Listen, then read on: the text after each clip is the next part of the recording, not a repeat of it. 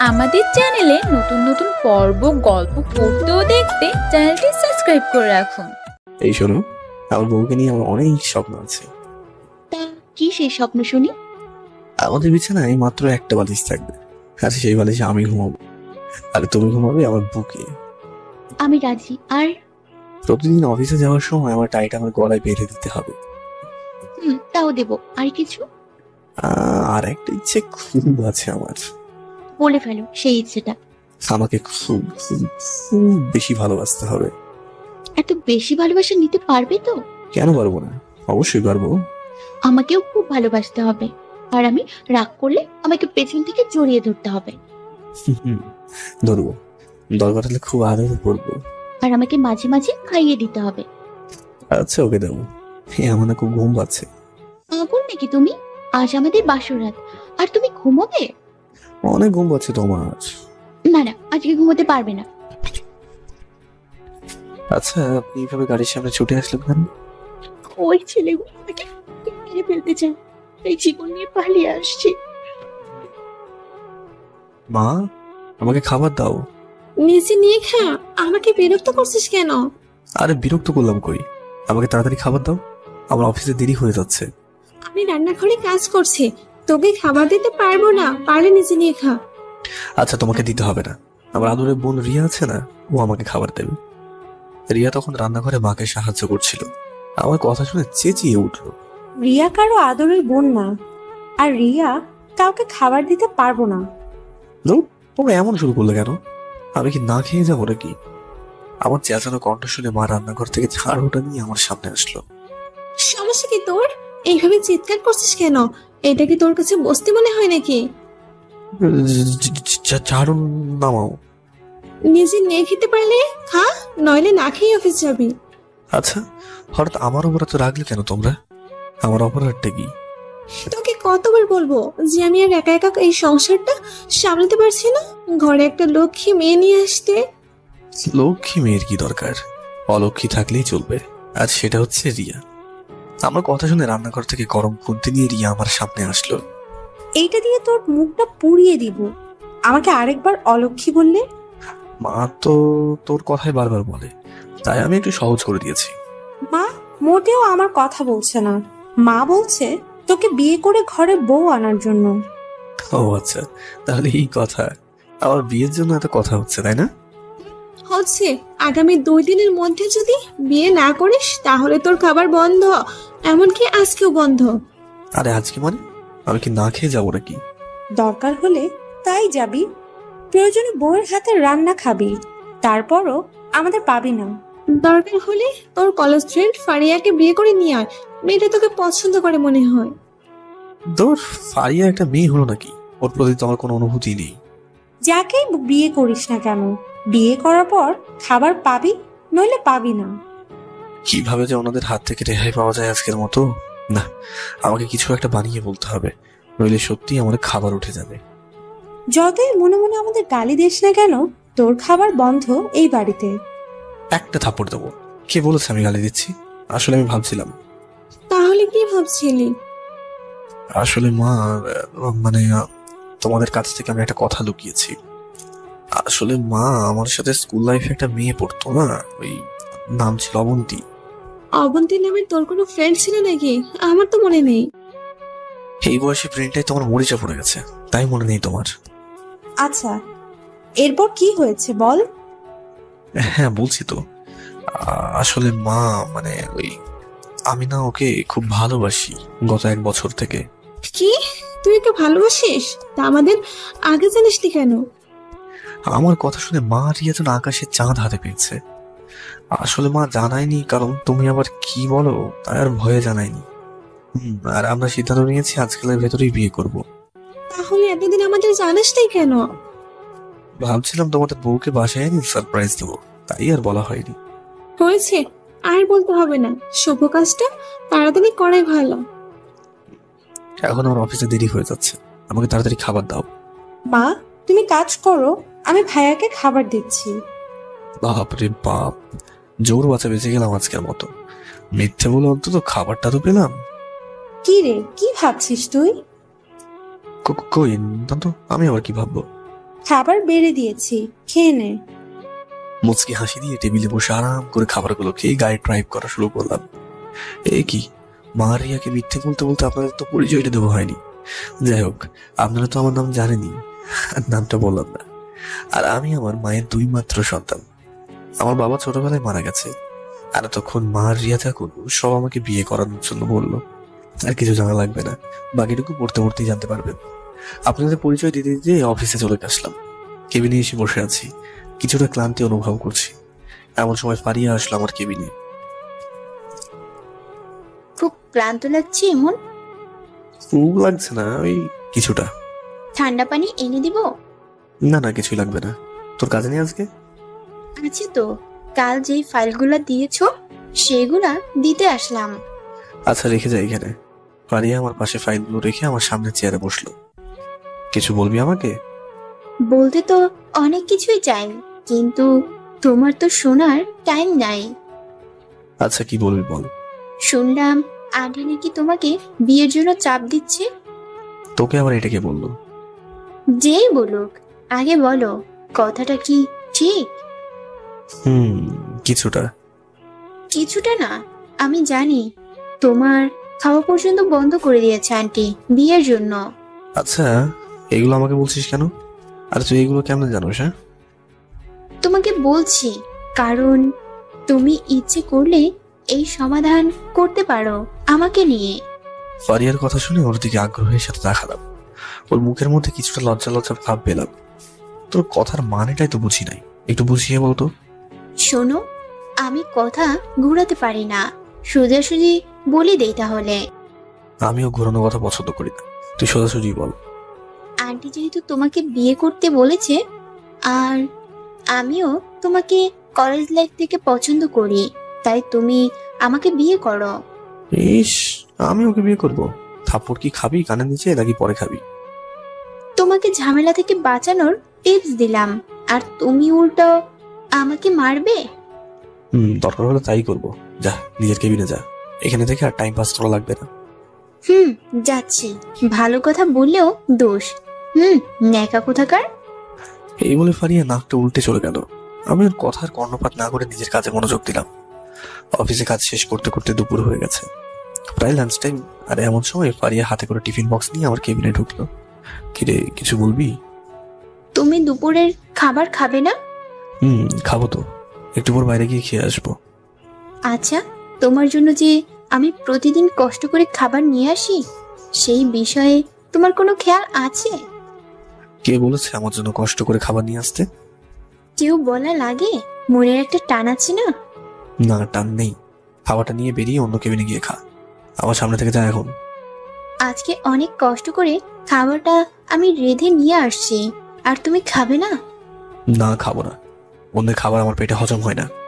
Please একটু আমার সাথে খাও না, প্লিজ প্লিজ প্লিজ।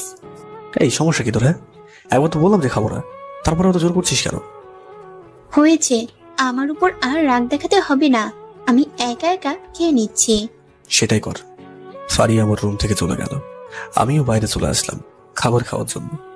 চেয়ারে বসে আছি আর খাবার আসার জন্য অপেক্ষা করছি। এমন সময় পিছন থেকে কেউ একজন কাঁধে হাত রাখলো। তাকিয়ে দেখি আমার অফিসের কর্মকর্তা নীরব সাহেব। আরে নীরব সাহেব, কেমন আছেন? এই তো স্যার, ভালো আছি। ব্যস্ততার জন্য আপনার সাথে বেশি কথা বলতে পারি না, তাই চলে আসলাম কথা বলার জন্য। দুপুরের খাবার খেয়েছেন? না, এখনো খাইনি, তবে খেয়ে নেব। চলেন, আমি আর আপনি একসাথে খাবারটা খেয়ে নিই। সেটাই ভালো। তা নীরব সাহেব, দিনকাল কেমন যাচ্ছে? আপনার জন্য ভালো যাচ্ছে না। কেন? আমি আবার কি করলাম? আপনি অভিজিৎ চাপ দেন না যে ঠিকমতো রেস্টটাও নিতে পারি না। কিছু করার নেই নীরব সাহেব, আমিও যে এটার অন্তর্ভুক্ত। সেটাও ঠিক। স্যার, আপনাকে একটা কথা বলার ছিল। হ্যাঁ হ্যাঁ, কোনো সংকোচ নেই, বলুন আপনি। স্যার, আজ আমাদের বাসায় পারিবারিক একটা অনুষ্ঠান আছে, তাই আমি চাচ্ছি আপনি আমার সাথে চলুন। যেতেই হবে? হবে না মানে? অবশ্যই যাবেন আপনি আমার সাথে। আচ্ছা বেশ, ঠিক আছে, যাবো। দুপুরে খাবারটা খেয়ে নিলাম নীরব সাহেবের সাথে।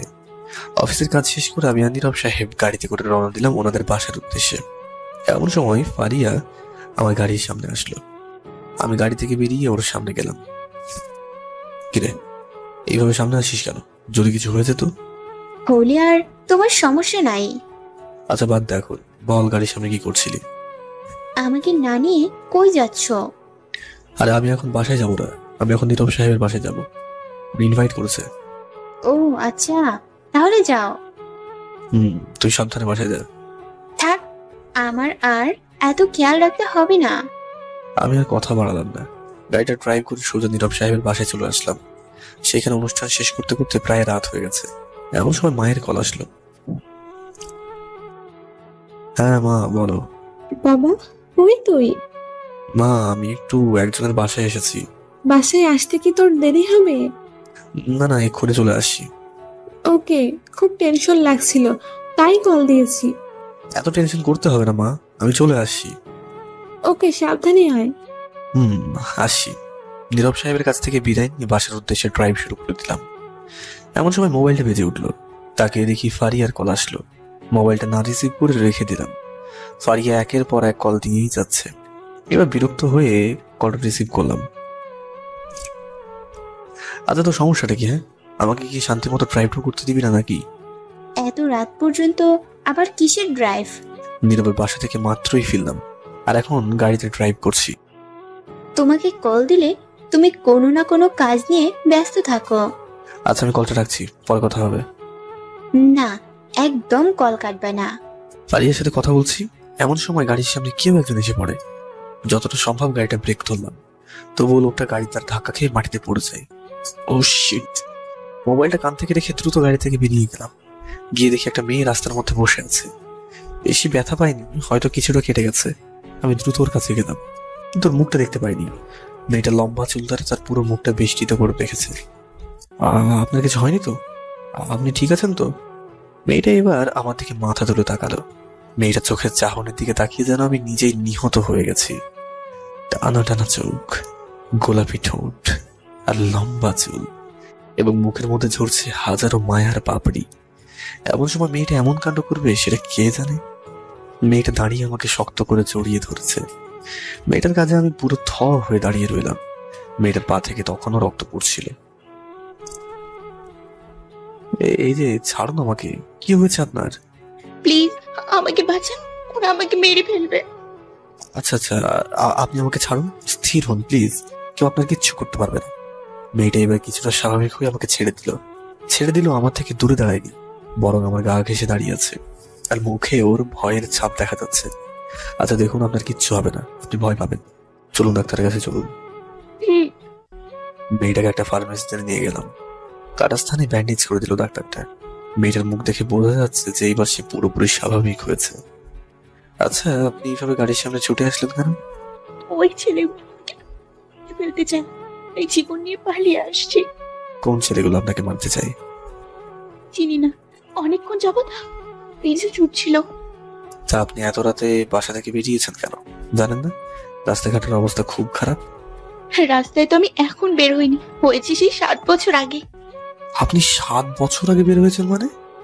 আমি আজ সারাদিন কিছুই খাইনি, আমাকে একটু খাবার ভিক্ষা দিবেন প্লিজ। মেয়েটার হঠাৎ করে খাবার চাওয়ার ধরন আর কান্না দেখে ভিতরটায় মোচড় দিয়ে উঠলো। আর কোনো প্রশ্ন করলাম না। আচ্ছা ওকে, চলুন আমার সাথে। মেয়েটাকে আমি বাসায় নিয়ে আসলাম। কলিং বেল চাপিয়ে দাঁড়িয়ে আছি আমি আর ওই মেয়েটা। কিছুক্ষণ পর রিয়া এসে দরজা খুলে আমাদের দিকে এক পলক তাকিয়ে আছে। মা, ও মা, কই তুমি? দেখো ভাইয়া কাকে নিয়ে এসেছে। রিয়ার কথা শুনে মা দ্রুত দরজার সামনে আসলো। আমাদের দিকে কেমন করে জানি তাকালো। এরপর দেখি মা আর রিয়া হাসছে। ওদের হাসার কারণটা আমি না বুঝে একটু বিরক্ত হলাম। এইখানে দাঁড়িয়ে আছো কেন, সরো সামনে থেকে। মা আর রিয়া কিছু না বলে চুপচাপ সামনে থেকে সরে গেল। আমি মেয়েটাকে টেবিলের মধ্যে বসতে দিলাম। রিয়া, কিছু খাবার নিয়ে আয় তো। আচ্ছা, আনছি। মেয়েটা আমাদের বাসার চারিদিক দেখতে লাগলো। কিছুক্ষণ পর রিয়া খাবার নিয়ে আসলো। আমি মেয়েটাকে খাবার পরিবেশন করে দিলাম। মেয়েটার খাবার গতি দেখে বুঝতে বাকি রইল না যে মেয়েটা সারাদিন না খেয়ে আছে। খাওয়া শেষ করে আমি, রিয়া, মা আর ওই মেয়েটাকে সোফায় বসলাম। এমন, তুই যে আমার কথা শুনবি এই দিন জানতাম। আজ আমার অনেক খুশি লাগছে। আমি আবার তোমার কি কথা শুনলাম? এই যে, তুমি সকালে বলেছো যে ভাবিকে বাসায় নিয়ে আসবা, আর নিয়ে এসেছো, এইটা দেখে মায়ের খুশি লাগছে। তাহলে ধুরমা, কি যে বলো না সব। ও সেই মেয়ে না, ও ওর দুর্ঘটনার শিকার হয়, তাই বাসায় নিয়ে আসলাম। মা আমার কথা তৎক্ষণাৎ উত্তর না দিয়ে কিছুক্ষণ কি জানি ভাবলো। আমাদের ভাইয়া মিথ্যা বলতে হবে না, আমরা সব বুঝে গেছি। আরে তোমরা ভুল বুঝতে পারছো। তা মা, তোমার নামটা কি? আমার নাম অবন্তী। মেয়েটার নাম শুনে তুমি হয়ে বসে রইলাম। আজ সকালে এই নামটা বলে বেঁচে গেছি, আর সেই নামের মেয়ে আমার বাসায়। এখন আমি কি যে করি। আর কোনো মিথ্যে বলতে হবে না ভাইয়া। তুই না বলেছিস ভাবির নাম অবন্তী, এই মেয়েটার নামও তো অবন্তী। এই আপনার নাম কি সত্যি করে বলুন না। আরে সত্যি বলছি, আমার নাম অবন্তী। এমন আর কিছু জিজ্ঞেস করবি না, আমার ঘরের লক্ষ্মী আমার বাড়িতে এসেছে, এতেই আমরা খুশি। আরে মা, আমি ওকে চিনিও না, শুধু একটু সাহায্য করছিলাম, আর কিছুই না। এই আপনি কিছু বলছেন না কেন? আসলে থাক মা, তোমাদের আর মিথ্যা বলতে হবে না। জানি এমন আমাদের সাথে মজা করেছে, আমি নিজে খাতে তোমাদের বিয়ে দেবো। মায়ের কথা শুনে এইবার আমার নিহত হওয়ার পালা। এই মেয়েকে সাহায্য করে কি তাহলে ভুল বললাম নাকি? ভাইয়া, ভাবি কিন্তু অনেক সুন্দর, তোর সাথে মানাবে খুব, আমাদের খুব পছন্দ হয়েছে। এই চুপ থাকতো তুই, বড়দের মাঝে একদম কথা বলবি না। অবন্তী মা, একটু আমাদের সাথে আসো তো। কি ভালোবাসার টান দেখছো মা, নিজের বউকে আমাদের সাথে ছাড়তে চাইছে না। আরে গাধা, আমরা তোর বউকে মেরে ফেলবো না। রিয়ার কথা শেষ হওয়ার আগেই মা অবন্তীকে নিয়ে একটা রুমে চলে যায় আর দরজাটা আটকে দেয়। রিয়াও দৌড়ে রুমের মধ্যে চলে যায়। বোকার মতো আমি বসে রইলাম। কি থেকে কি হয়ে গেল কিছুই তো বুঝতে পারি না। একটা নাম বললাম যাতে বাঁচতে পারি, আর সেই নামের মেয়ে এসে আমার বাসায় হাজির। তোর কি যে করি, কিভাবে যে বিপদ থেকে উদ্ধার হব কিছুই বুঝতে পারছি না। কিন্তু শুনি তো ভেতরে কি হচ্ছে। যেই ভাবা সেই কাজ। দরজার কাছে গিয়ে আড়ি পাতলাম, কিন্তু কিছুই শুনতে পেলাম না। উপায় না পেয়ে বাধ্য হয়ে রুমে এসে বসে রইলাম আর ভাবছি কি থেকে কি হয়ে গেল। টেনশন নিয়ে বসে আছি, এখনো জামাটা পরিবর্তন করা হয়নি। এমন সময় অবন্তী আমার রুমে আসলো, আমাকে অবাক করে দিয়ে বলতে শুরু করলো, তুমি এখন জামা পরিবর্তন করো নাই কেন? অফিস থেকে আসলে জামা পরিবর্তন করতে হয়, জানো না? অবন্তীর কথা শুনে মুখের ভাষা হারিয়ে ফেলেছি। এই মেয়ের আবার কি হলো, হঠাৎ আমাকে তুমি করে বলছি কেন? মায়ের বুদ্ধটা আবার ওকে ধরলো না তো? এই আপনি আমাকে তুমি করে বলছেন কেন? আর মা আপনাকে কি বলেছে? হ্যাঁ, অবন্তী উত্তর দেওয়ার আগে রিয়া আমার রুমে এসে বলতে লাগলো, এটা তুই কি প্রশ্ন করলি ভাইয়া? ভাবি তোকে তুমি করে বলবে না? হ্যাঁ ভাবি মানে? কি ভাবি আর কিসেরই বা ভাবি? রিয়া, তুমি যাও তো, ওর ভুট্টা আমি নামিয়ে দিচ্ছি। ওকে ইচ্ছে মতো পিটুনি দিবা, যাতে ওর আবার সব মনে পড়ে। ব্রেনে মনে হয় মরিচা ধরে গেছে অফিসের কাজ করতে করতে। মরিচাটা আমি উঠিয়ে দেব, তুমি যাও। যাচ্ছি। রিয়া চলে গেল। এইবার আমি অবন্তীর দিকে তাকালাম। হে, আপনি আবার কি শুরু করলেন আমার সাথে? তুমি আমাকে আপনি করে বলছেন কেন? আপনাকে চিনি না জানি না তাই আপনি করে বলছি। আর আপনার মাথায় তো পরিবর্তন কি করে আসলো? দেখো, একটু কথা আমি পছন্দ করি না। তোমার সাথে আমার 1 বছর রিলেশন আছে, সেটা কি তুমি ভুলে গেছো? অবন্তীর কথা শুনে এইবার আমার জ্ঞান হারাবার সময় হয়ে আসছে। এই মেয়ে বলে কি এগুলা? হে, আপনি কি উল্টা পাল্টা বলছেন এগুলা? আমি কোনো উল্টাপাল্টা কিছু বলছি না, তাড়াতাড়ি জামা খুলে ফ্রেশ হয়ে নাও। আপনার কথা আমি শুনতে যাবো কেন? আর আপনি আমার বিষয়ে নাক গলাবেন না কখনো। এই কথা শোনার পর অবন্তী ধীরে ধীরে আমার কাছে এগোতে লাগলো। আপনি আমার কাছে আসেন কেন? খবরদার আমার কাছে আসবেন না। অবন্তী আমার কথা না শুনে আমার দিকে এগোতে লাগলো। কোনো উপায় না পেয়ে তাড়াতাড়ি রুম থেকে বেরিয়ে আসলাম। দেরি না করে সোজা মায়ের রুমে চলে গেলাম। গিয়ে দেখি মা রিয়া হাসাহাসি করছে। আমাকে বিপদে ফেলে খুব হাসা হচ্ছে, তাই না? আমার প্রশ্ন শুনে মা রিয়া এমন ভাবে আমার দিকে তাকালো যেন তারা কিছুই জানে না। কেন বাবা, কি হয়েছে তোর আবার? কিছুই জানো না তোমরা? ওই মেয়েকে আমার পিছনে কেন লাগিয়েছো? হ্যাঁ, কিছুই করলাম না, তোর পছন্দের মানুষকে তুই বাসায় নিয়ে আসছিস, এতে আমাদের কি করার আছে? এমন সময় মায়ের রুমে সেই অবন্তী নামে মেয়েটা আসলো। মা, আপনার ছেলে খুব খারাপ, আমার সাথে প্রেম করে, আমাকে চিনতে পারছেন। আরে আমার ছেলেটা কিছুটা পাগল টাইপের, আস্তে আস্তে সব ঠিক হয়ে যাবে। আমি জানি সবই তোমাদের প্ল্যান, আমাকে ফাঁসানোর জন্য এমন করছিস। শোন, আমি আর কথা বলতে চাই না, আর আমি পরশু তোদের বিয়ের ব্যবস্থা করছি। কি বিয়ে মানে? বিয়ে মানে বিয়ে, তোর সাথে অবন্তী মায়ের বিয়ে দিব 2 দিন পর। মা, তোমার মাথাটা পুরো গেছে। বিশ্বাস করো মা, আমি ওকে চিনিও না। তুই কি এখান থেকে যাবি নাকি ছাড়ুর বাড়ি খাবি? ওকে, যাচ্ছি। মায়ের রুম থেকে বেরিয়ে আবারও আমার রুমে আসলাম। মেজাজটাও ভালো নয়। আমার পিছন পিছন অবন্তী আমার রুমে আসলো। চাইলে তোমার সাথে রাতে এক বিছানায় থাকতে পারি, বাট থাকবো না, কারণ আমাদের বিয়ে হয়ে গেলে একসাথে থাকবো। বিয়ে মানে? কোনো বিয়ে হবে না। আপনার সাথে আমার কোনো সম্পর্কই নেই, তাই বিয়েটাও হবে না। মায়ের কাছে যে আপনার এই কথার কোনো দাম নেই সেটা আমার জানা হয়ে গেছে, তাই জামা পরিবর্তন করে শুয়ে পড়ুন, অনেক রাত হয়ে গেছে। আপনাকে আর বলতে হবে না, আমার কাজ আমি করতে পারবো। ওকে, আমি ঘুমোতে গেলাম, আর যদি কিছু লাগে তাহলে ডাকবেন আমাকে। আমি কথা না বাড়িয়ে ফ্রেশ হয়ে নিলাম। ঘুমানোর প্রস্তুতি নিয়ে শুয়ে আছি। স্বপ্ন ভেবে নিজের গালে নিজে কষিয়ে চড় বসালাম। ও মা গো, কি জোরে লাগলো রে! না না, এটা তো স্বপ্ন না। তাহলে আজ আমার সাথে যা যা হয়েছে সব সত্যি। কি যে করি আমি? কিভাবে মাকে বোঝাই, আর কিভাবে ভাই মেয়ের হাত থেকে মুক্তি পাই? অবশ্য মেয়েটা দেখতে দারুণ, আমার সাথে এমনি তো মানাবে। কি হচ্ছে সব? ওই মেয়ে সুন্দর হলে আমার কি? আমার এখন ভাবতে হবে কিভাবে মুক্তি পাওয়া যায়। মনে হয় না উপায় আছে, কারণ মা যেইভাবে ওই মেয়েকে আঁকড়ে ধরেছে, মনে হয় শেষ পর্যন্ত বিয়েটা দিয়েই ছাড়বে। হাজারো টেনশন নিয়ে ঘুমিয়ে গেলাম। মাথায় টেনশন থাকা কিছুটা দেরি করে ঘুম থেকে উঠলাম। উঠে যা দেখলাম তাতে আমার চোখটা তো কপালে ওঠার মতো অবস্থা। বাড়িতে মেহমান দেখা যাচ্ছে। এই মেহমানগুলো কিভাবে আসলো এত তাড়াতাড়ি? ব্যাপারটা বোঝার জন্য বাড়ির বাইরে এসে তো আমার অবস্থা পুরাই খারাপ। পুরো বাড়িটা সাজানো হয়েছে। এইবার আমি মাথায় হাত দিয়ে বসে আছি, জানি না শেষ পর্যন্ত আমার কপালে কি আছে। উপায় না পেয়ে তানভীরকে কল দিলাম। তানভীর হলো আমার ল্যাংটা কালের বন্ধু। হ্যাঁ ইমন বল। আরে শালা, কই তুই? আমি তো তোর বিয়ের কেনাকাটা করতে মার্কেটে আসি। কি? তার মানে তুইও জানিস যে আমার বিয়ে হচ্ছে? দোস্ত একটু বিজি আছি, আসার পর কথা বলবো। দোস্ত, হ্যালো। হ্যাঁ হ্যাঁ, হ্যালো। তোর কলটাও কেটে গেল। ভাবছিলাম তানভীরকে সব খুলে বলবো, আর এখন থেকে শালায় উল্টাই আমার বিয়েতে আসছে। রুমে গিয়ে বসে আছি ঠান্ডা মাথায়। কিছুক্ষণ পর কেনাকাটা শেষ করে তানভীর আমার রুমে আসলো। কি জামাই, কি খবর?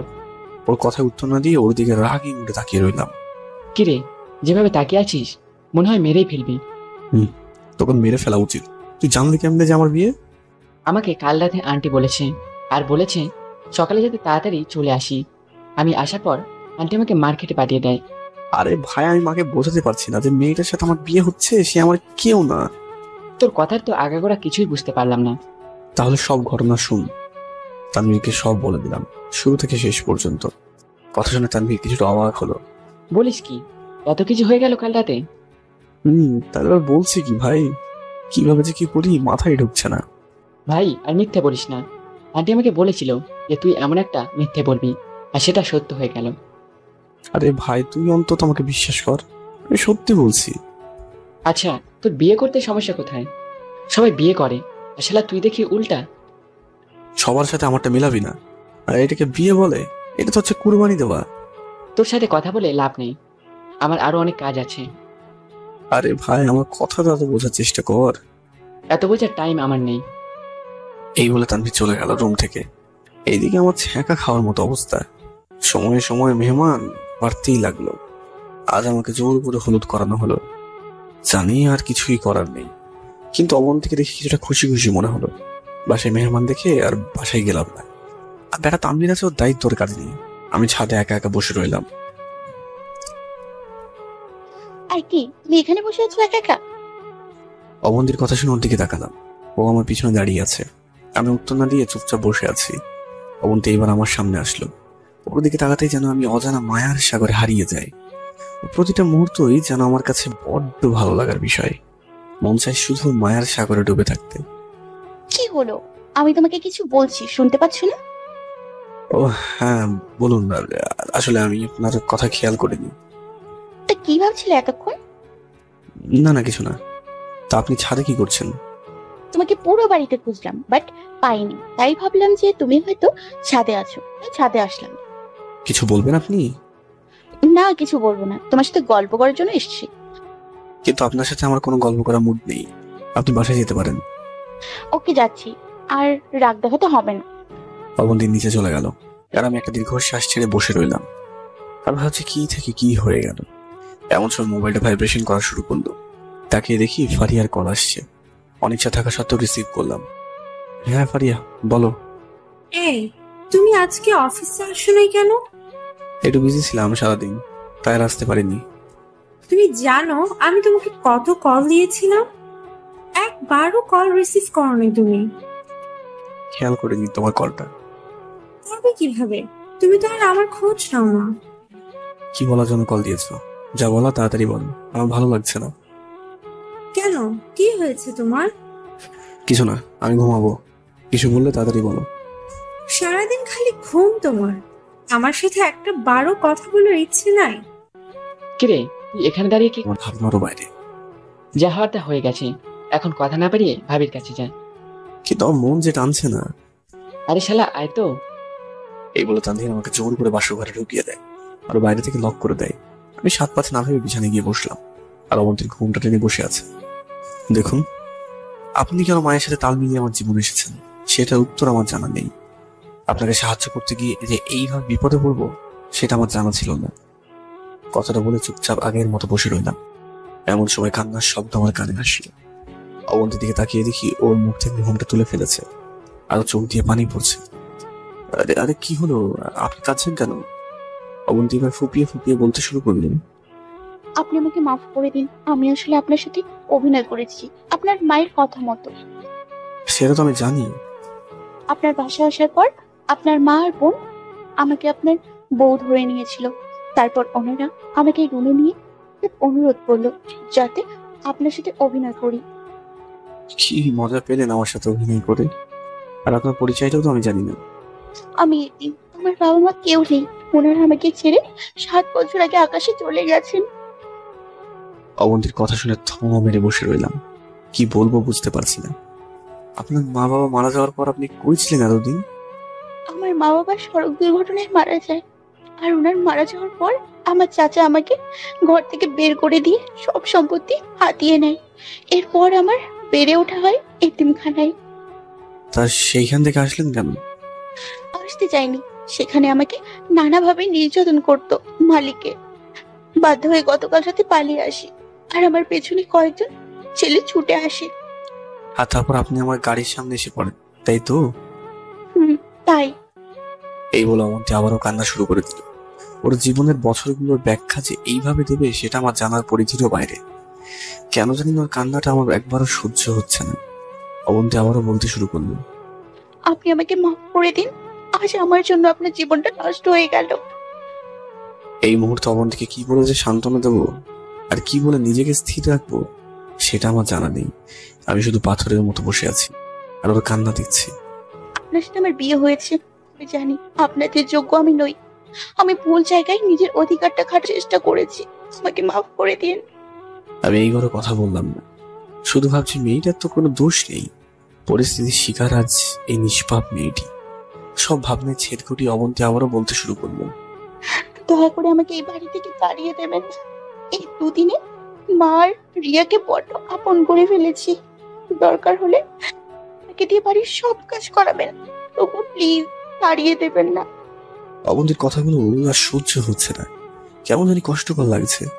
পবিত্র কালামে সাক্ষী রেখে আমি অবন্তীকে বিয়ে করেছি, আর এই বিয়ে অস্বীকার করার ক্ষমতা আমার নেই।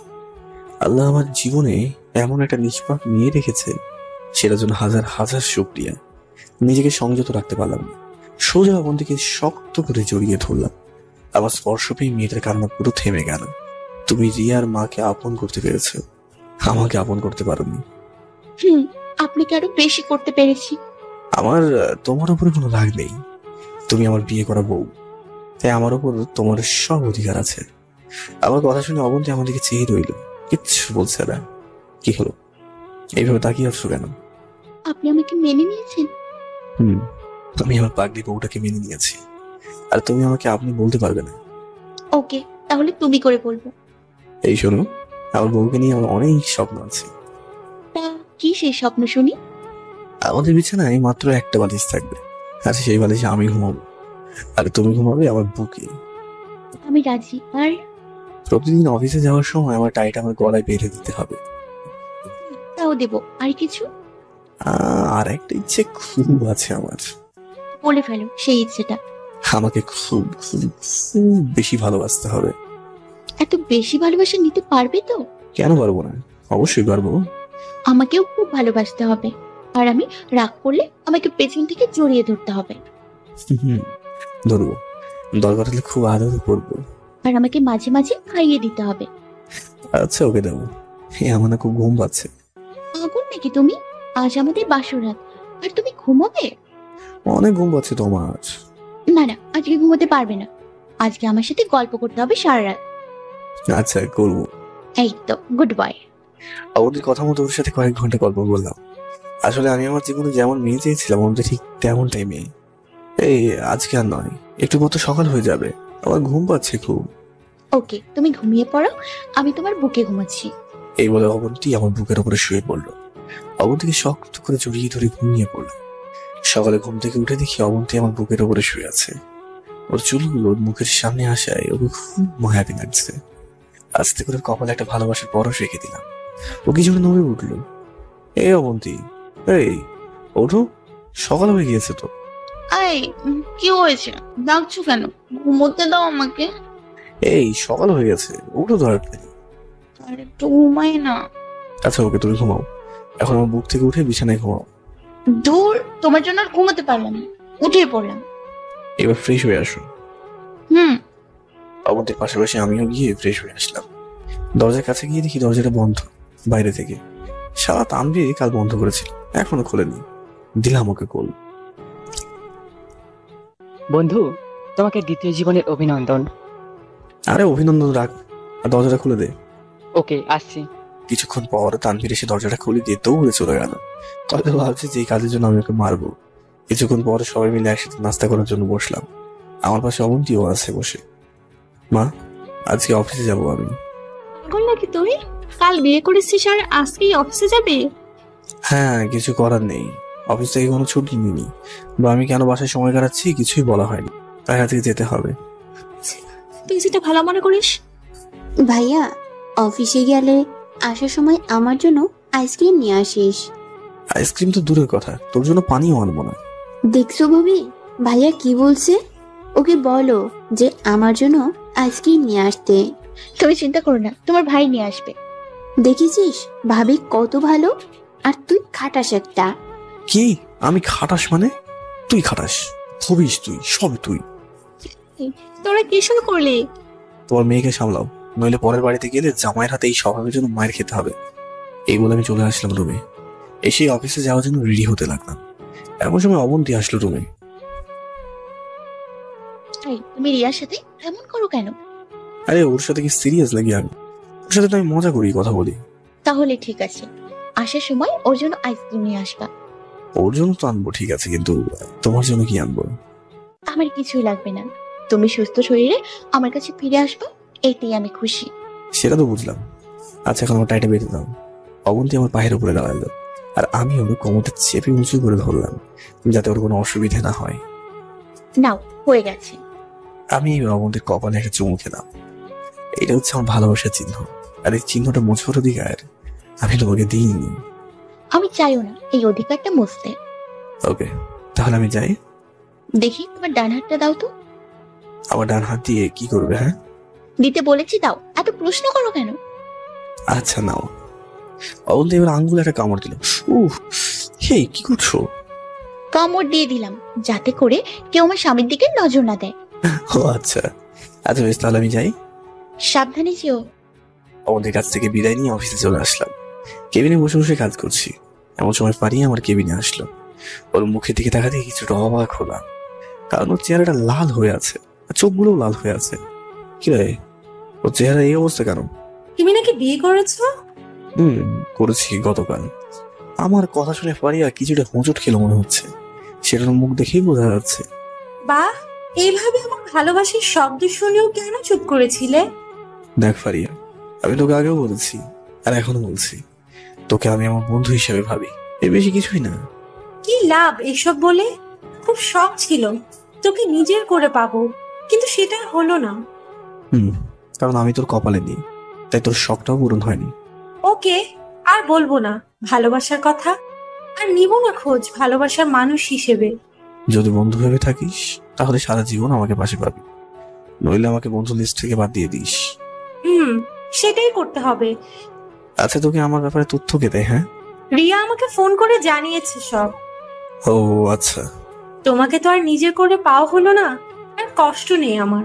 সারা জীবন তোমাকে বন্ধু ভেবে আগলে রাখবো। হুম, এই কথাটা শ্রেষ্ঠ ছিল। কথা দাও, তোমার সব সুখ দুঃখ এ আমাকে ভাগিদার করবে। ওকে, করবো। তুই তো আমার কলেজ লাইফের বেস্ট ফ্রেন্ড, তোকে করবো না তো কাকে করবো? তা তোমার বউ কেমন আছে? হ্যাঁ, আছে ভালোই। আচ্ছা, আমার কাজ আছে, তুই বরং পরে আয়। আচ্ছা। এই বলে ফারিয়া চলে গেল কেবিন থেকে, আর আমি আমার কাজে মনোযোগ দিলাম। কাজের মধ্যে কখন যে ঘোর লেগে এসেছে বলতেই পারবো না। ঘোরটা কেটে গেল মোবাইলের আওয়াজে। তাকে এদিকে একটা আছে নাম্বার থেকে কল আসলো, রিসিভ করলাম। হ্যালো, কে বলছেন? এই, আমি তোমার বউ অবন্তী। ও অবন্তী, তুমি? তো এই নাম্বারটা কার? মা আজকে আমাকে মোবাইল আর সিম কিনে দিয়েছে। ও আচ্ছা, তা বলো কি কারণে কল করেছো? দুপুর তো হয়ে গেছে, তা আপনি খাবার খেয়েছেন নাকি এখনো কাজ করছেন? আপনি পাশে নাই তাই খাওয়া হয়, একটু পর খাবো। কি? তুমি জানো আমি তোমার অপেক্ষায় বসে আছি। আমার অপেক্ষায় মানে? তুমি খাওয়ার পর আমি খাবো, তাই কল দিয়ে জিজ্ঞেস করছি। আমার জন্য অপেক্ষা তোমাকে কি করতে বলেছে? হ্যাঁ, তাড়াতাড়ি নিজের খাবারটা খেয়ে নাও, আমি একটু পর খাবো। না, তুমি খেয়ে আমাকে কল দিও, আমি তারপর খাবো। কোনো কথা বলবে না, তুমি খাবারটা খেয়ে নাও, আর আমিও যাচ্ছি। নিজেই খেয়ে নাও আর আমাকে খেতে দাও। আচ্ছা। আচ্ছা তাহলে রাখি, খাবার খেয়ে নিই। ওকে, বাই, লাভ ইউ। কলটা কেটে দিয়ে খাবার খাওয়ার জন্য বের হলাম কেবিন থেকে। এমন সময় ফারিয়া আমার সামনে আসলো টিফিন বক্স নিয়ে। কি রে, কিছু বলবি নাকি আবার? আজকে তোমার সাথে খাবার খাবো তাই চলে আসছি। দেখ ফারিয়া, প্লিজ প্লিজ প্লিজ, আজকে তার আর নিষেধ করো না। নিজের ভালোবাসা দিয়ে তো কোনোদিন খাওয়াতে পারি নাই, আজকে বন্ধু হিসেবে খাও। বন্ধু হিসেবে খাওয়া যেতেই পারে। আচ্ছা তাহলে চলো একসাথে খাই। চলো। ফারিয়ার সাথে দুপুরে খাবারটা খেলাম। কাজের চাপ একটু কমে আসায় কেবিন থেকে বেরিয়ে অফিসে হাঁটাহাঁটি করতে লাগলো। এমন সময় নীরব সাহেব আমার কাছে আসলো। নীরব সাহেব, আপনি এখানে কি করছেন? আপনার তো কেবিনে থাকার কথা। আসলে স্যার, কাজ তেমন একটা নেই, আর বসে থাকতে কোমর ব্যথা হয়ে গেছে, তাই হাঁটছি। আর আপনার সাথে দেখা। স্যার, একটা প্রশ্ন করবো, যদি কিছু মনে না করে? হ্যাঁ অবশ্যই। স্যার, ফারিয়াকে দেখলাম আপনার কেবিন থেকে সকালে কাঁদতে কাঁদতে বেরিয়েছিল, আর এখন দেখলাম হাসি খুশি ভাবে লাঞ্চ করলো আপনার সাথে। আসলে ব্যাপারটা ঠিক বুঝলাম না। নীরব সাহেব, ব্যাপারটা বোঝার জন্য আপনি ভুল জায়গায় এসেছেন। আসলে আপনি ফারিয়াকে জিজ্ঞেস করতে পারেন। আমার মনে হয় কি স্যার, ফারিয়া আপনাকে মনে হয় পছন্দ করে। সেটা তো আর আমি জানি না, তার মনে কি চলছে সেটা তো আর দেখার মতো টাইম নেই। সেটাও ঠিক। তা আপনি চাইলে ফারিয়াকে আপন করে নিতে পারেন। ফারিয়া কেন, আমি আরেকজনকে আপন করে নিয়েছি। আরেকজন মানে? ও, আপনাকে তো বলতে ভুলেই গেছি যে গতকাল আমার বিয়ে হয়েছে। তাই নাকি? তাহলে তো আপনাকে অভিনন্দন। তা আমাদের জানাননি কেন? আসলে বিয়েটা হঠাৎ করেই হয়ে গিয়েছিল, তাই আর কাউকে জানতে পারিনি। ও আচ্ছা, তো ভাবি সাহেব কেমন আছে? জি ভালো আছে। ওকে স্যার, পরে কথা হবে। আমি আমার কেবিনে যাই তাহলে। ওকে। নীরব সাহেবের সাথে কথা শেষ করে কেবিনে চলে আসলাম। এসে বাকি কাজগুলো শেষ করলাম। অফিসের বাকি কাজগুলো শেষ করে গাড়ি নিয়ে আসার সময় ফারিয়া গাড়িতে উঠে বসলো। বলা নেই কিছু নেই, হঠাৎ করে গাড়িতে উঠে বসলি কেন? নতুন বিয়ে করে কি সব ভুলে গেলে নাকি? আমি আবার কি ভুলে গেলাম? আগে তো আমাকে নিয়ে যেতে গাড়িতে করে, আর এখন কি হয়েছে? ও আচ্ছা, আমি তো পুরোপুরি ভুলে গেছি ব্যাপারটা। সেটা তো ভুলবেই, বউকে পেয়ে বন্ধুকে ভুলে গেছো। হয়েছে, আর অপমান করিস না। এখন চল যাওয়া যাক। ফারিয়াকে নিয়ে গাড়িতে আসতে লাগলাম। এমন সময় রিয়ার কথা মনে পড়লো। ও তো আমাকে আসার সময় আইসক্রিম আনতে বলেছিল। এইভাবে গাড়িটা সাইড করে দাঁড় করালাম। কি হয়েছে, গাড়ি থামালে কেন? একটু বসো, আমি আসছি। ফারিয়াকে গাড়ির মধ্যে বসিয়ে আমি দোকান থেকে কয়েকটা আইসক্রিম প্যাক করে দিলাম, আর ফারিয়ার জন্য একটা হাতে করে নিয়ে আসলাম। এই নাও, এটা খাও। আজ হঠাৎ আমার জন্য আইসক্রিম নিয়ে আসলে, ঘটনা কি? আসলে বাসা থেকে রিয়া বলছে ওর জন্য আইসক্রিম আনতে, তাই রিয়া আর তোর ভাবির জন্য আইসক্রিম নিলাম, সাথে তোর জন্য একটা নিলাম। আচ্ছা চলো, নইলে আবার দেরি হয়ে যাবে। আমি আর কথা না বাড়িয়ে ড্রাইভ করতে শুরু করে দিলাম। ফারিয়াকেও বাসার সামনে নামিয়ে দিলাম, আর আমি বাসায় চলে আসলাম। কলিং বেলে চাপ দেওয়ার কিছুক্ষণ পর অবন্তী এসে দরজাটা খুলে দিল। এ নাও, তোমার ননদের জন্য আইসক্রিম আনলাম, ওকে দিয়ে আসো। আর তোমার জন্য এনেছি। আমার জন্য আবার কেন আনতে গেলে? ও মা, আমি আমার বোনের জন্য আনবো না, আবার কার জন্য আনবো? অবন্তীর উত্তর দেওয়ার আগে রিয়া আমাদের কাছে আসলো, আর অবন্তীর কাছ থেকে আইসক্রিমটা করে নিয়ে নিল। ভাবি, তোমাকে অনেক অনেক অনেক ধন্যবাদ। আমার জন্য আইসক্রিম এনেছো তাই। আসলে আমি আনিনি, তোমার ভাইয়া তোমার জন্য এনেছে। ভাইয়া মোটেও আনেনি, তুমি ভাইয়াকে আনতে বলছো তাই এনেছে, নইলে ওই খবিসটা আনতো না। ওই, মুখ সামনে কথা বল। এমন মার দেবো না যে মুখ থেকে আর কথা বের হবে না। ইস, শখ কত, আমাকে মারবে পুষকে ছেলে। তোর সাথে কথা বললো মেজাজটা গরম হয়ে যায়। আমি রুমে গেলাম। ওকে, তুমি গিয়ে ফ্রেশ হয়ে আসো। এই রিয়া, আইসক্রিম একা তোর জন্য আনিনি, তোর ভাবির জন্য এনেছি। তোকে আর বলে দিতে হবে না, আমি আর ভাবি মিলেমিশে খাবো। আমি আর কথা না বাড়িয়ে চলে আসলাম রুমে। আর রুমে এসে ফ্রেশ হয়ে বিছানায় শুয়ে পড়লাম। কিছুক্ষণ পর অমন্ত রুমে আসলো। ক্লান্ত লাগছে নাকি? তুল লাগছে না, তবে কিছুটা লাগছে। ওকে, তুমি শুয়ে থাকো। আমি কোনো কথা না বাড়িয়ে অবন্তীর হাত ধরে হ্যাঁচকা টান দিয়ে ওকে বুকের উপরে নিয়ে আসি। এই কি হচ্ছে এসব? ছাড়ো আমাকে, কেউ দেখে ফেলবে। ছাড়ার জন্য তো আমি আর ধরিনি। আর আমার বউকে আমি আদর করবো, এতে কেউ দেখলে সমস্যা কি? হ্যাঁ, হয়েছে মশাই, এত রোমান্টিক হওয়ার লাগবে না, এখনো অনেক সময় পড়ে আছে। এখন আমাকে ছাড়ো।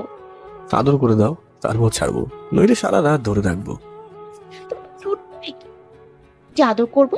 আচ্ছা পরে করবো, এখন ছাড়ো, কাজ আছে। বললাম তো, আদর করা ছাড়া এখান থেকে যাওয়া যাবে না। মা, আপনার কিছু লাগবে?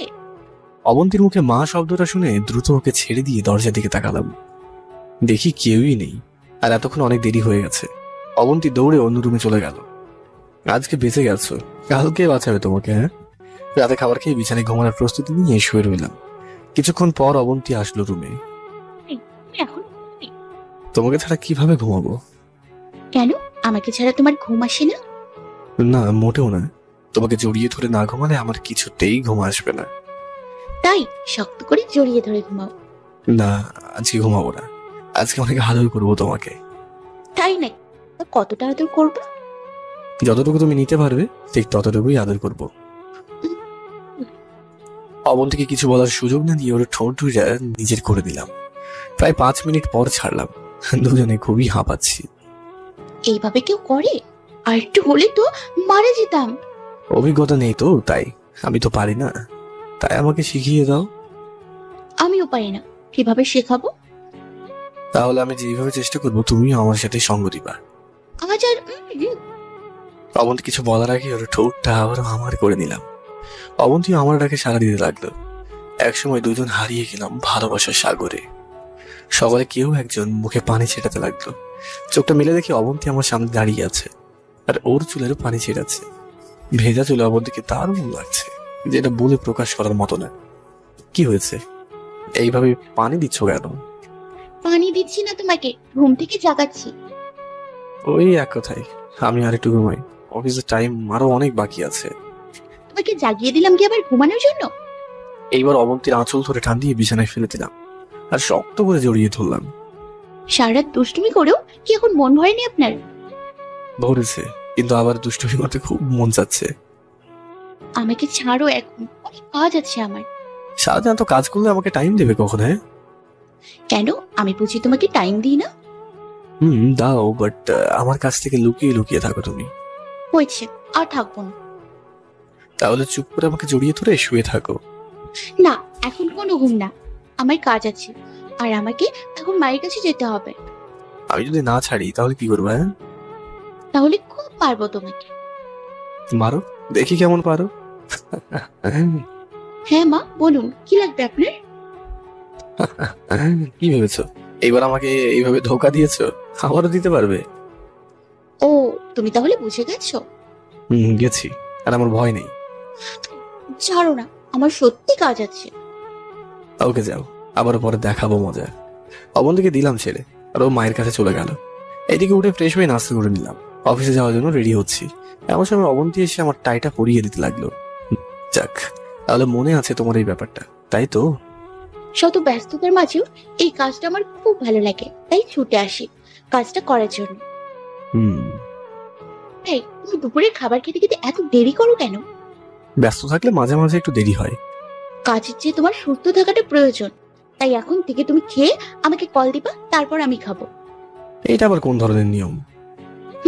এটাই নিয়ম, আর এটাই না পালন করলে আমি কিন্তু খাবো না। আচ্ছা আচ্ছা করবো। অবন্তীর কপালে একটা চুমু খেয়ে ওকে বিদায় দিয়ে অফিসে চলে আসলাম। আর এইভাবে কেটে গেল 2টা মাস। প্রতিদিনকার মতো আমি অফিসে কাজ করছি। দুপুরে খাবার সময় হয়ে গেছে। এমন সময় অবন্তী হাতে টিফিন বক্স নিয়ে অফিসে ঢুকলো। অবন্তীর প্রবেশ সবার চোখ এড়ালেও এড়ায়নি নীরবের চোখ। ওয়াও, মেয়েটা তো দারুণ। কে এই মেয়ে? ওকে তো অফিসে আগে দেখিনি। নীরবের সাথে বসে বসে কাজ করছে রাসেল সাহেব। রাসেল সাহেবও একজন কর্মকর্তা। আচ্ছা, এই মেয়েটাকে? ওকে তো আগে কোনোদিন দেখিনি। আসলে আমি শিওর জানি না, তবে যতদূর জানি যে মেয়েটা বসের স্ত্রী। কি? ওর বিয়ে হয়ে গেছে? তো আবার বসের সাথে? হয়েছে, চোখ দিয়ে লাভ নাই। তুই চুপ থাক। বাহ, মেয়েটাকে প্রথম দেখাতেই আমার বুকের মধ্যে উত্তেজনা সৃষ্টি করে ফেলেছে। আর আমি যার দিকে নজর দিই তাকে আমি নিচের করে ছাড়ি। এই মেয়েটাকে আমার চাই। আমি কোনো বস মানি না কোনো নিয়ম। আমার ওকে চাই, ব্যাস। এইদিকে অবন্তী আমার কেবিনের দরজার সামনে দাঁড়িয়ে রইল। স্যার, আসবো? অবন্তীর কথা শুনে দরজার দিকে তাকিয়ে দেখি অবন্তী দাঁড়িয়ে আছে, হাতে টিফিন বক্স। আরে অবন্তী, তুমি এখানে? আমি এইখানে, আর তোমার জন্য খাবার নিয়ে আসলাম। তুমি আবার কষ্ট করে কেন আনতে গেলে? নিজে তো ঠিক মতো খাবার খাও না, তাই আমি নিয়ে আসছি। আর প্রতিদিন নিয়ে আসবো। আরে প্রতিদিন আসা লাগবে নাকি? লাগবে। প্রতিদিন এসে তোমাকে নিজের হাতে খাইয়ে দেব, তাহলে আমার আর টেনশন করা লাগবে না। আচ্ছা, তোমার যেটা ভালো মনে হয় সেটাই করো। অবন্তী কিছু না বলে বক্স খুলতে শুরু করলো। আর দূর থেকে সব লুকিয়ে লুকিয়ে খেয়াল করছে নীরব। অবন্তীকে দেখে হঠাৎ তার মধ্যে স্বার্থপরতা জেগে উঠলো। অবন্তীকে কিভাবে নিজের করে পাবে সেই চিন্তায় ব্যস্ত সে। ইমন, করে নাও কয়দিন ভর্তি, এরপর আর পাবে না। তোমার খাঁচার পাখি আমি নিজের খাঁচা নিয়ে আসবো। এইদিকে আমি আর অবন্তী দুপুরে খাবারটা খেয়ে নিলাম। তাহলে আজ আমি যাই, আবার কাল আসবো। নিজে খেয়াল রাখবা। তুমি যেভাবে আদেশ করছো মনে হয় আমাকে একবারের জন্যই রেখে যাচ্ছ। তোমাকে এক মুহূর্ত না দেখলে মনে হয় কেমন জানি লাগে। আচ্ছা ঠিক আছে, সাবধানে বাসায় যাও। বাই। অবন্তী কেবিন থেকে বেরিয়ে গেল। নীরব তার কেবিনের দরজার সামনে বসে আছে, যাতে অবন্তী গেলে ওর চোখের নজরে পড়তে পারে। এদিকে অবন্তী নীরবের সামনে দিয়ে হেঁটে চলে গেল। আর নীরব এক পলকে তাকিয়ে রইল, আর মনে মনে অবন্তীকে পাওয়ার খুব তীব্রই চিন্তা করছে। এইদিকে সারাদিন অফিসের কাজ শেষ করে বাসায় আসার জন্য অফিস থেকে বের হলাম। এমন সময় নীরব সাহেব আসলো। আরে নীরব সাহেব, কিছু বলবেন নাকি? আসলে স্যার, আপনার সাথে একসাথে যাবো, তাই আসলাম। ও আচ্ছা, তাহলে উঠুন গাড়িতে। নীরব আর আমি গাড়িতে চেপে বসলাম। গাড়ি চালাচ্ছে আপন গতিতে। নীরবতা ভেঙে নীরব বলে উঠল, স্যার একটা কথা বলবো? হ্যাঁ বলুন। আজকে একজন মেয়েকে দেখলাম আপনার কেবিনে খাবার নিয়ে গেল। উনি কি ম্যাডাম নাকি? ঠিক ধরেছেন, উনি আমার স্ত্রী।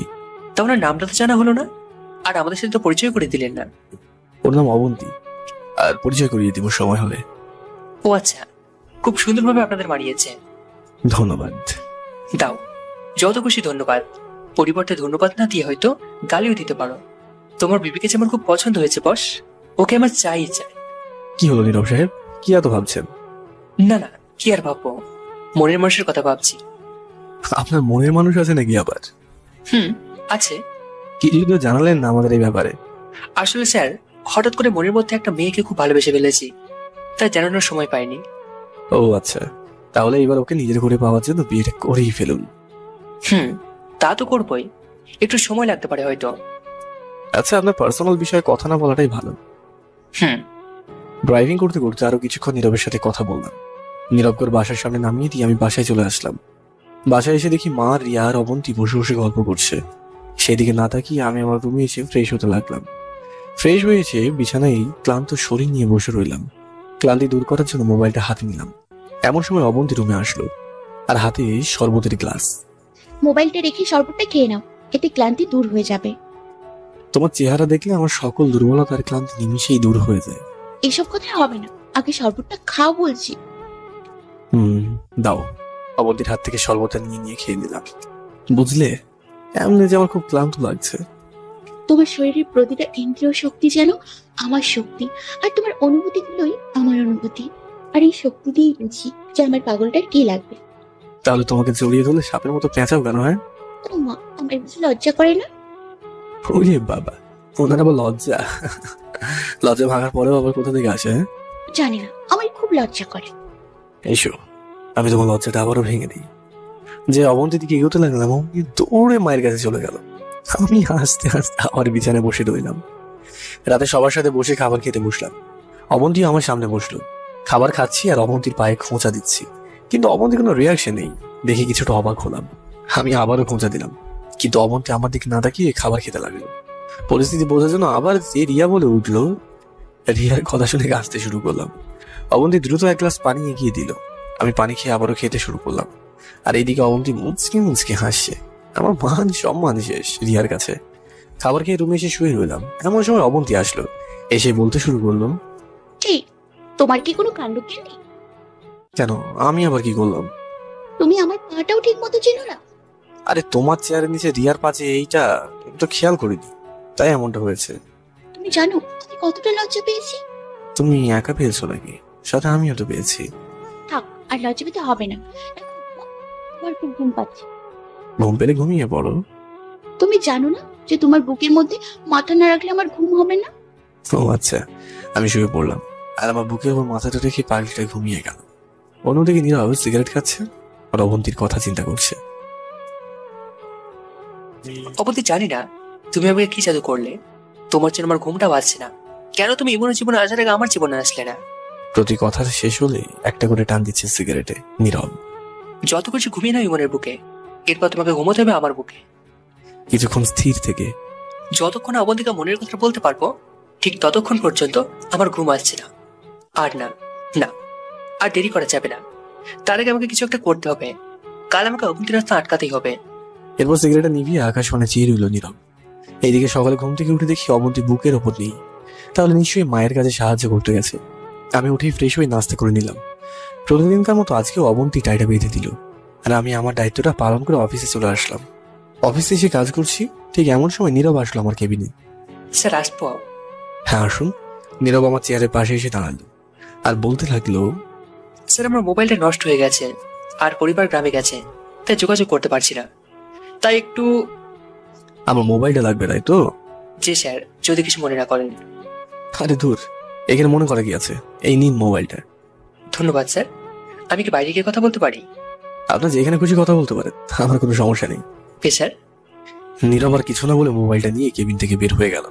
আমি আবারও কাজে মনোযোগ দিলাম। অন্যদিকে নীরব আমার মোবাইলে সেভ থাকা অবন্তীর নাম্বারটা, পাগলি বউ এই নামের নাম্বারটা ওর ফোনে তুলে নিল আর অবন্তী সব ছবি ওর ফোনে নিয়ে নিল আমার অজান্তেই। কিছুক্ষণ পর, স্যার আপনার মোবাইল। আর ধন্যবাদ স্যার, অনেক বড় উপকার করলেন।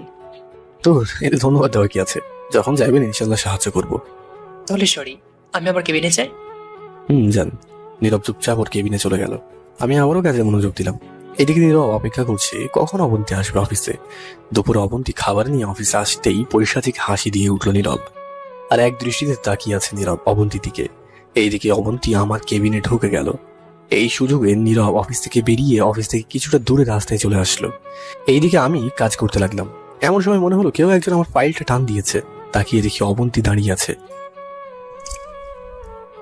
তুমি আজকেও আবার কষ্ট করে আসলে কেন?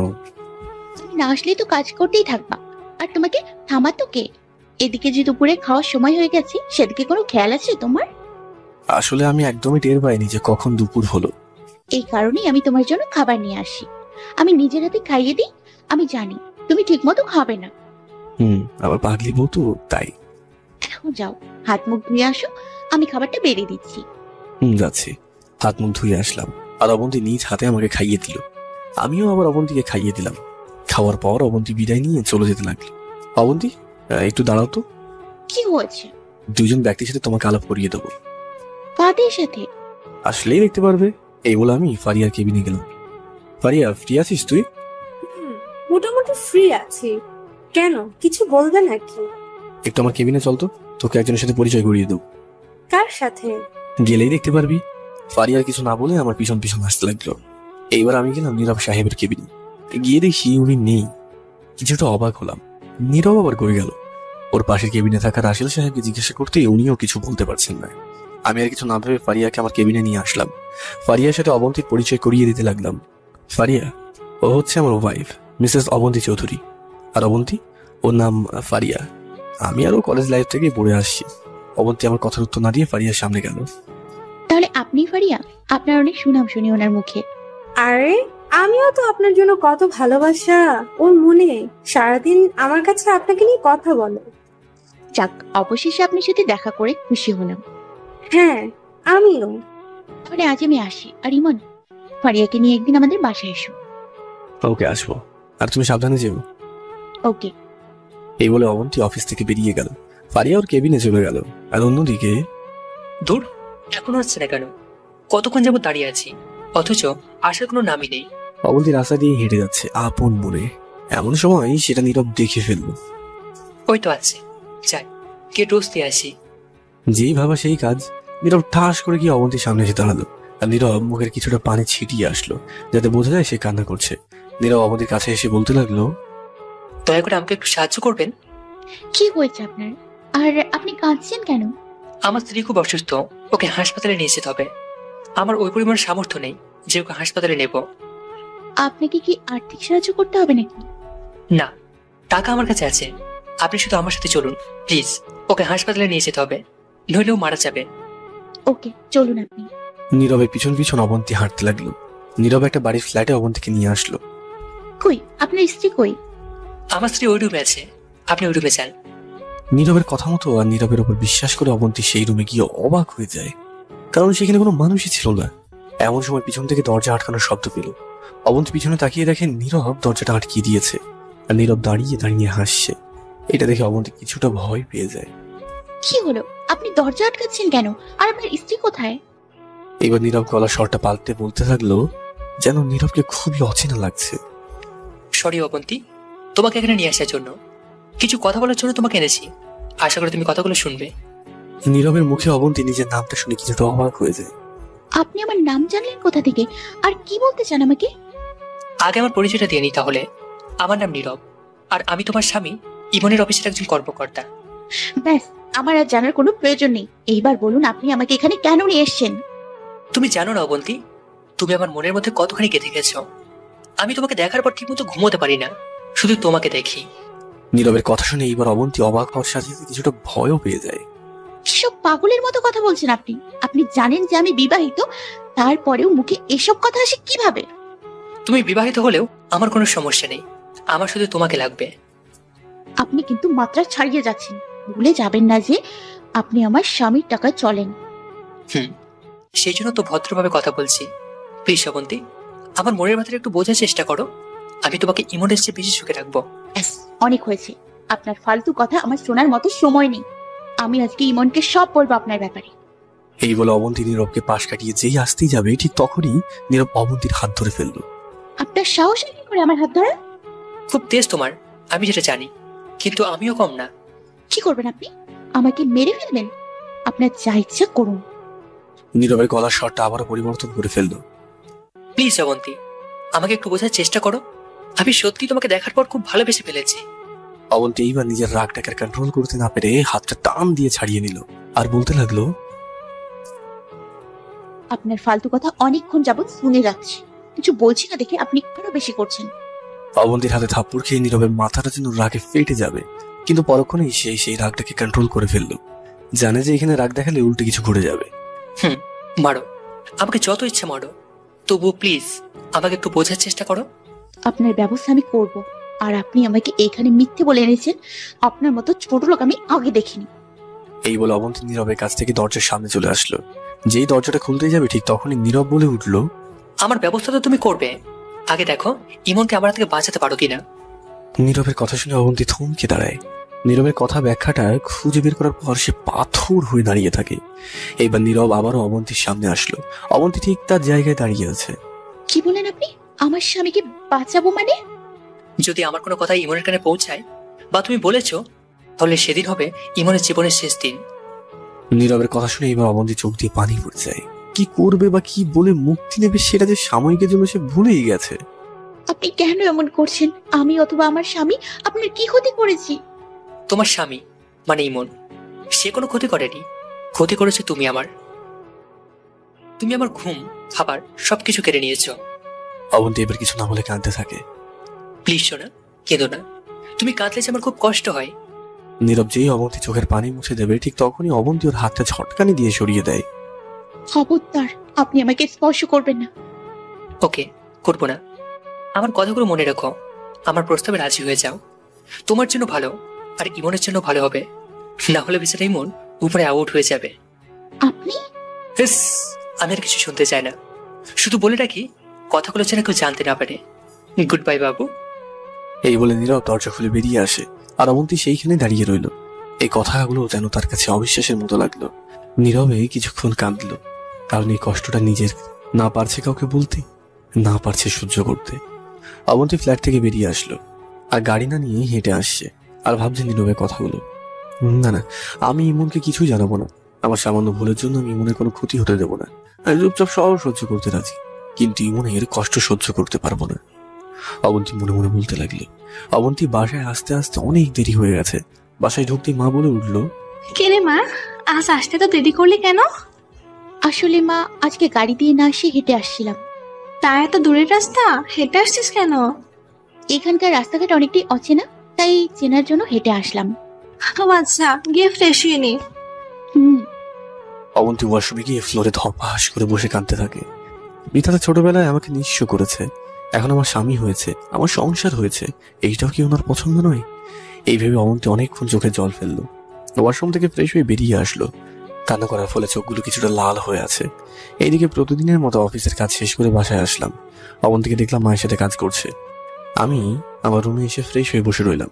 কিছুক্ষণ পর অবন্তী হাতে করে শরবত নিয়ে আসলো রুমে। এই নাও, এটা পান করো, দেখবে ভালো লাগবে। অবন্তীর কথা শুনে ওর দিকে তাকালাম। প্রতিদিনকার চেহারার সাথে আজকের চেহারার অনেক পার্থক্য রয়েছে অবন্তীর। মুখটা লাল হয়ে আছে কিছুটা, আর মুখে আমার সবচেয়ে প্রিয় জিনিস এই হাসিটাই নেই। অবন্তী, কি হয়েছে তোমার? তোমার শরীর ঠিক আছে তো? হ্যাঁ, আমি একদম ঠিক আছি। এই নাও, শরবতটা খেয়ে নাও। কিন্তু তোমার মুখের এই অবস্থা কেন? হ্যাঁ, তোমাকে আজকে অন্যরকম লাগছে। কি হয়েছে আমাকে বলো। আরে না, আমি একদম ঠিক আছি, আমার কিছু হয়নি। এই বলে অবন্তী অন্য রুমে চলে গেল। ভাবতে লাগলাম যে অবন্তীর হলোটা কি? হাসি খুশি চেহারার মাঝে এমন একটা কুৎসিত চেহারায় রূপান্তরিত কিভাবে হলো? রাতের খাবারটাও চুপচাপ খেয়ে যাচ্ছে, অবন্তী কোনো কথা বলছে না। আমি ওর প্রতিটা কাজ খুব মনোযোগ দিয়ে দেখছি। খাবার খাওয়ার পর আমি আমার রুমে চলে আসলাম। এসে একটা বই নিয়ে পড়তে লাগলাম। অন্যদিকে অবন্তীর হাতের মোবাইলটা বেজে উঠলো। অবন্তী তাকিয়ে দেখে অচেনার নাম্বার, তাই কেটে দিল। কিন্তু সে অচেনার নাম্বার একের পর এক কল আসছে। বাধ্য হয়ে কলটা রিসিভ করলো। হ্যালো, কে বলছেন? ওই পাশ থেকে নীরব মিষ্টি সুরে বলতে লাগলো, আরে বাবু, আমি নীরব, আমাকে ভুলে গেলে একদিনে? নীরব নামটা শুনে অবন্তী কিছুটা হোঁচট খেলো, আর পরিস্থিতি ঠিক রাখার জন্য বারান্দায় চলে গেল। আপনি আবার আমাকে কল করলেন কেন? আর আপনি আমার নাম্বার কই পেলেন? নাম্বার কোথায় পেলাম এই প্রশ্নের উত্তর পরে দিলে ভালো হবে। আর তোমাকে কল দেবো না তো কাকে দেব? তুমি তোমার বাবু, আমার জান। দেখুন, আমি এখন কথা বলতে পারবো না, আর আপনি এই নাম্বারে কল দেবেন না। আর আমি কল রাখছি। এই ভুলটা করো না বন্তি, আমি তোমার ভালো চাই, আর ক্ষতি কোনোদিনও চাইবো না। তুমিও খেয়াল করবে যাতে তোমার দ্বারা তোমার স্বামীর ক্ষতি না হয়। দেখুন, আমি এখন বাসায় আছি, আর আপনার সাথে ফালতু কথা বলার সময় আমার নেই। কে বলেছে আমি ফালতু কথা বলবো? আমি তোমার জানের সাথে প্রেম করব। আমার কোনো ইচ্ছে নেই। ওকে, তাহলে বাদ দাও আজকের জন্য। আর কল দেওয়ার কারণ হচ্ছে, তুমি আমার আজকের ব্যবহার অফিসে এসে বন্ধ করবে না। তুমি প্রতিদিন তোমার স্বামীর জন্য খাবার আনবে, আর আমার জন্য ভালোবাসা নিয়ে আসবে। আমি অফিসে আসবো কি না আসবো সেটা আপনার থেকে জেনে নিতে হবে নাকি? অবশ্যই নেবে, না হলে তোমার পরাণ পাখিটা খাঁচা থেকে সারা জীবনের জন্য বের করে দেবে।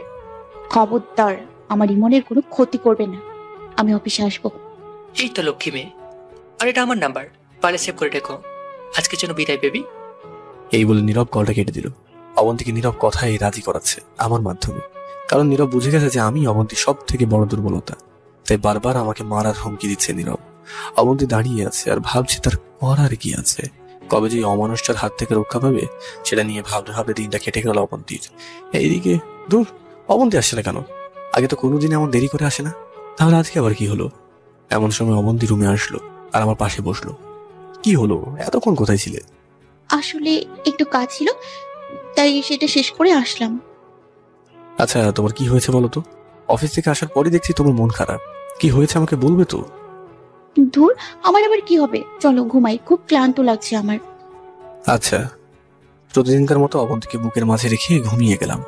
একটা জিনিস খেয়াল করলাম, প্রতিদিনের চেয়ে অবন্তী আজকে বেশি শক্ত করে জড়িয়ে ধরে ঘুমিয়ে আছে। ব্যাপারটা স্বাভাবিক মনে করে আমিও ঘুমিয়ে পড়লাম।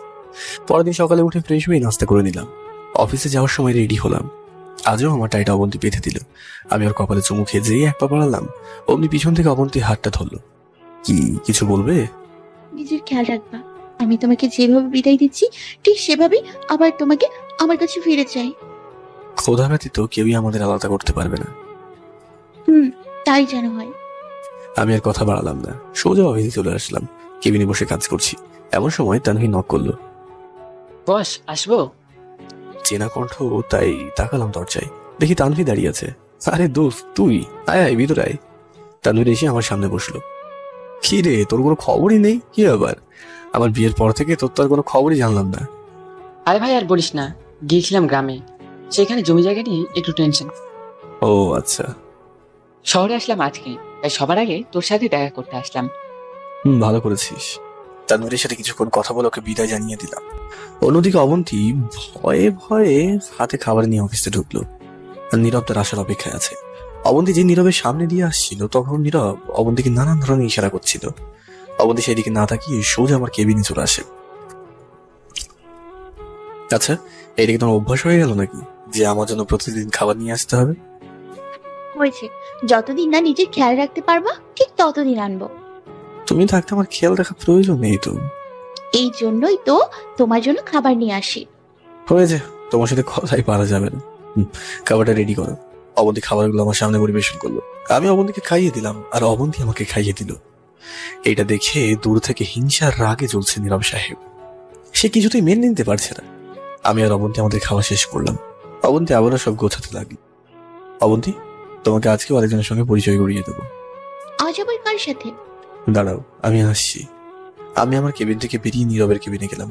দেখি উনি কাজ করছেন। নীরব সাহেব, আপনি কি ফ্রি আছেন? আপনাকে আমার স্ত্রী মানে অবন্তীর সঙ্গে আলাপ করিয়ে দেবো, তাই ডাক দিতে আসলাম। ম্যাডামের সাথে পরিচয় হলে তো খুব ভালো লাগবে আশা করি। চলুন আমার সাথে। আমি নীরবকে নিয়ে আমার কেবিনে ঢুকলাম। আর অবন্তী যেই নীরবের দিকে তাকালো, অমনি ভিতরে ভিতরে ভয়ে কাঁপছে সে। কিছুটা অস্বস্তি লাগছে অবন্তী, সেটা আমি বুঝতে না পারলেও নীরব ঠিকই বুঝেছে। অবন্তী, ওনার নাম মিস্টার নীরব সাহেব, আমাদের অফিসের একজন উচ্চ পদস্থ কর্মকর্তা। হ্যাঁ, নীরব, উনি আমার স্ত্রী অবন্তী। ও আচ্ছা, ম্যাডাম কোথায় আছেন? ভালো। আপনি? আপনার সাথে দেখা করে খুব ভালো লাগলো। আর আপনার কত নাম শুনেছি স্যারের কাছ থেকে। অবন্তী এবার নীরবের কথাগুলো উপেক্ষা করে বলতে লাগলো, ওকে, সাবধানে যেও। অবন্তী কিছু না বলে নীরবকে পাশ কেটে অফিসের বাইরে চলে আসলো আর দ্রুত গাড়িতে বসে পড়লো। গাড়িটাও ছেড়ে দিল তার গন্তব্যের আশায়। তা নীরব সাহেব, কাল আপনার কেবিনে গিয়ে দেখলাম আপনি দুপুরে অফিস থেকে চলে গেছেন, কারণটা কি? স্যার, আমি চলে গিয়েছিলাম তার জন্য সরি। আসলে আবার মামা খুব অসুস্থ, আর ওনাকে সাপোর্ট আর দেখাশোনা করার মতো কেউ নেই।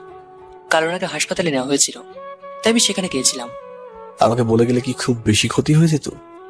আসলে স্যার, খুব জরুরি যেতে হয়েছে, আর মোবাইলটাও নষ্ট, তাই আপনাকে আর ফোন করে জানাতে পারিনি।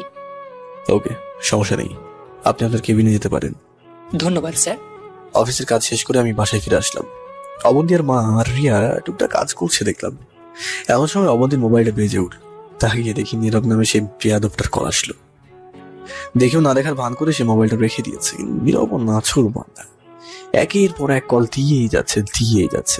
কে রে অবন্তী, তোকে কে তো কল দিচ্ছে?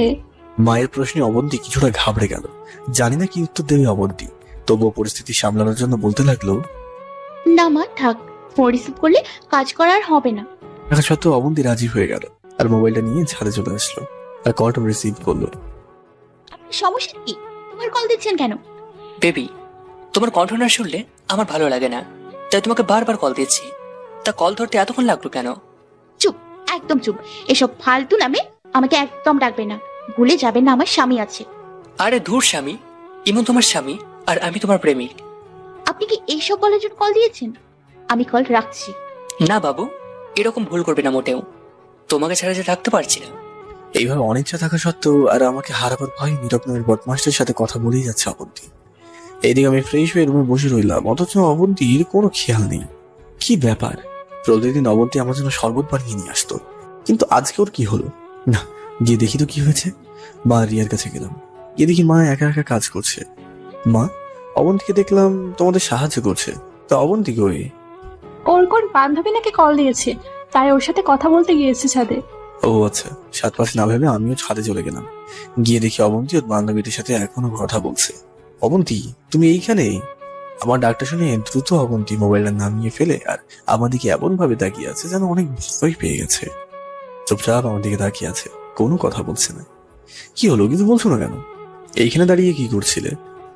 ফ্রেন্ডের সাথে কথা বলছিলাম। তো ফ্রেন্ডের সাথে কথা বলছিলে, ভালো কথা, তাহলে এমন ভয় আর তোতলাচ্ছ কেন? কই আমি ভয় পাচ্ছি? তা তুমি ছাদে কেন আসলে? মা বললে তুমি নাকি ছাদে আছো, তাই আমিও চলে আসলাম ছাদে তোমার কাছে। মাত্র অফিস থেকে ফিরেছো আর এক্ষুনি ছাদে আসলে? আজকে ক্লান্ত লাগছে না বুঝি? না, আজকে লাগছে না। থাক, এখানে আর দাঁড়িয়ে থাকতে হবে না, এখন বাসায় আসো। ছাদে থাকি না কিছু সময়, তুমি আমার পাশে এসে দাঁড়াও। একটু পর সন্ধ্যা হবে, আর এখন ছাদে থাকা ঠিক না, আমরা রাতে ছাদে আসবো। তাহলে চলো বাসায় যাই তাহলে। হুম। আমি আর অবন্তী ছাদ ছেড়ে বাসায় চলে আসলাম। আল্লাহ, কঠিন বাঁচা বাঁচলাম, আর একটু বলি তো ধরা খেয়ে গেছিলাম। সরি ইমন, আমাকে ক্ষমা করে দাও, আমি তোমাকে মিথ্যে বলেছি। অন্যদিকে না, এইভাবে আর থাকা যাচ্ছে না। একা একা থাকতে আর পারছি না। আমি এইখানে একা থাকবো আর আমার জান আরেকজনের বুকে ঘুমাবে, এটা হতে দেওয়া যাবে না। এই বলে নীরব উপায় খুঁজতে লাগলো যে কিভাবে অবন্তীর কাছাকাছি থাকা যায়। আমাকে কিছু একটা করতে হবে যাতে আমি আমার বাবুকে সারাদিন দেখি, কিন্তু কি করা যায়? কিছুক্ষণ ভাবার পর নীরবের মুখে হাসি ফুটে উঠল। পেয়েছি আইডিয়া, আর এটা কালকেই প্রয়োগ করবো। এবার আর তুমি আমার চোখ থেকে আলাদা করতে পারবে না অবন্তী। এইসব ভেবে একটা সিগারেট ধরিয়ে মনে সুখে টানতে লাগলো নীরব। এদিকে আমরা সবাই রাতের খাবারটা খেলাম। আমি রুমে শুয়ে আছি আর অবন্তীর জন্য অপেক্ষা করছি। কিছুক্ষণ পর অবন্তীর কাছে শেষ করে রুমে আসলো। আচ্ছা, তোমার বুঝি আমার কথা একটু মনে পড়ে না? ও মা, এটা আবার কোন ধরনের কথা? তোমার কথা না মনে পড়লে বুঝি তোমার জন্য এত কষ্ট করে খাবার আনি? তাহলে আমি বাসায় আসলে তুমি আমার কাছে না এসে মায়ের কাছে থাকো কেন? অবুঝের মতো প্রশ্ন করো না তো। মা যখন কাজ করে তখন আমি কিভাবে তোমার কাছে আসি বলো? এটাও ঠিক। তাড়াতাড়ি আমি বুকে এসো, আমার খুব ঘুম পাচ্ছে তো। আসছি। অবন্তীকে বুকের মধ্যে লুকিয়ে ঘুমিয়ে গেছি। সকালে উঠে দেখি অবন্তী এখনো উঠেনি। এই অবন্তী, উঠবে না ঘুম থেকে? না না, আরো ঘুমাবো আমি, তুমি চুপ করে শুয়ে থাকো। এইভাবে শুয়ে থাকলে যে আমার অফিসে দেরি হয়ে যাবে। তোমার অফিসের জন্য ঠিক মতো ঘুমাতেও পারলাম না। এখন ফ্রেশ হতে যাও। যাচ্ছি। অবন্তী চলে গেল ফ্রেশ হওয়ার জন্য। আমিও ফ্রেশ হয়ে এসে নাস্তা করে অফিসে চলে আসলাম। আবার কেবিনে ফারিয়ার আগমন। ইমন, আসবো? আয়। বিজি আছো বেশি? না, ততটা না। কেন, কিছু বলবি? আজকে আমি তোমার সাথে তোমার বাসায় যাব, অবন্তীর সাথে দেখা করার জন্য। ভালো কথা, যাবি, সমস্যা কি? অনেকদিন ধরে অবন্তীকে দেখি নাই, তাই ভাবলাম গিয়ে দেখা করে আসি। সেটাই ভালো। ফারিয়ার সাথে কথা বলার সময় নীরব সাহেব কেবিনে এসে হাজির। নীরব সাহেব, আপনি কিছু বলবেন? স্যার, কিছু বলার ছিল আমার, কিন্তু কিভাবে যে বলি সেটা বুঝতে পারছি না। ফারিয়া, পরে আয় তো তুই একটু। ওকে, তোমরা কথা বলো, আমি যাই আমার কেবিনে। এই বলে ফারিয়া আমার কেবিন ত্যাগ করে ওর কেবিনে চলে গেল। হ্যাঁ, কি বলবেন বলেন আমাকে। আসলে স্যার, কথাটা যে কিভাবে বলি সেটাই বুঝতে পারছি না। এত সংকোচ না করে সোজাসুজি বলে ফেলুন, কি বলবেন। আসলে স্যার, আমার পরিবার তো গ্রামে গেছে, আর আমার মামা হাসপাতালে ভর্তি, আর পুরো বাসায় আমি একা। এছাড়া অফিস থেকে মামার ওখানে যাওয়া আবার নিজের জন্য কাজ করা খুব কঠিন হয়ে পড়ে।